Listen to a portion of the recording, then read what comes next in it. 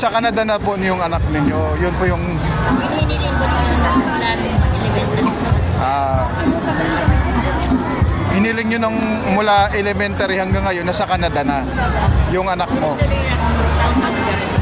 Guys, at maghanap po tayo ngayon ng mga mga deboto ng Nazareno, kung taga saan sila at ilang taon na silang deboto at ano yung naging inspiration nila at tuloy-tuloy ang pagiging deboto ang ginawa sa kanila ng ating Poong Jesus Nazareno. Ayan, merong mga ribbon guys, 20 pesos.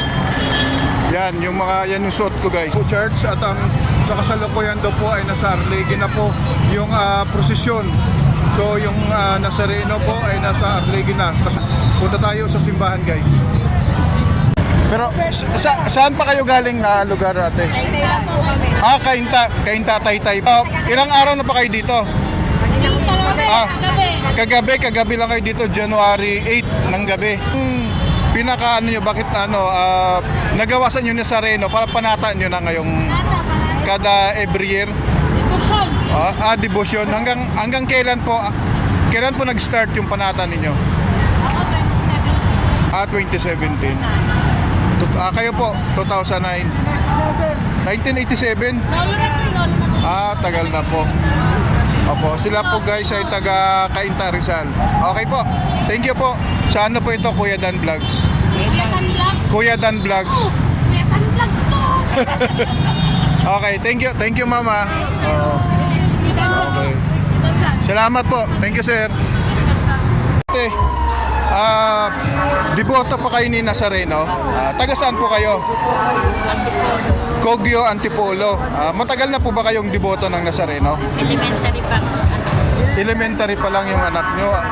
Ano po yung inspiration ninyo at nagiging deboto po kayo palagi dito sa Nazareno? Kasi yung buhay ng anak ko hanggang ngayon lahat hinihiling ko pinagalingan. Okay. So mga kahilingan nyo sa anak nyo, pinagaling niya, ganon? Hindi, yung mga anak ko nakapagpatapos, nakapag-aaral, ngayon nasa Canada na siya. Sa Canada na po yung anak ninyo. Yun po yung Hinihiling ko ng plan elementary. hiniling nyo nung mula elementary hanggang ngayon, nasa Canada na yung anak mo. So every year po kayo pumupunta rito, magiging deboto ni Nazareno. Nung nagkaedad din, nakatapos na nakapagkaedad na Apo. Sige po, salamat po ate. God bless. Dalawang araw na kayo dito? Galing Batangas? Yes, hintayin nyo yung yung Andas papunta rito. Okay. Sige sir, thank you. Sige, thank you.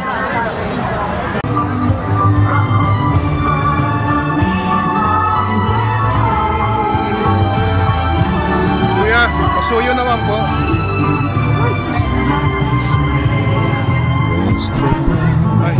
Jesus Nazareno, sinasamba ka namin, pinipintuhon ka namin. Thank you, kuya. Ay, sorry. Kaligtasan, gusto ka, Jesus Nazareno, iligtas mo kami sa kasalanan. Gusto ka naman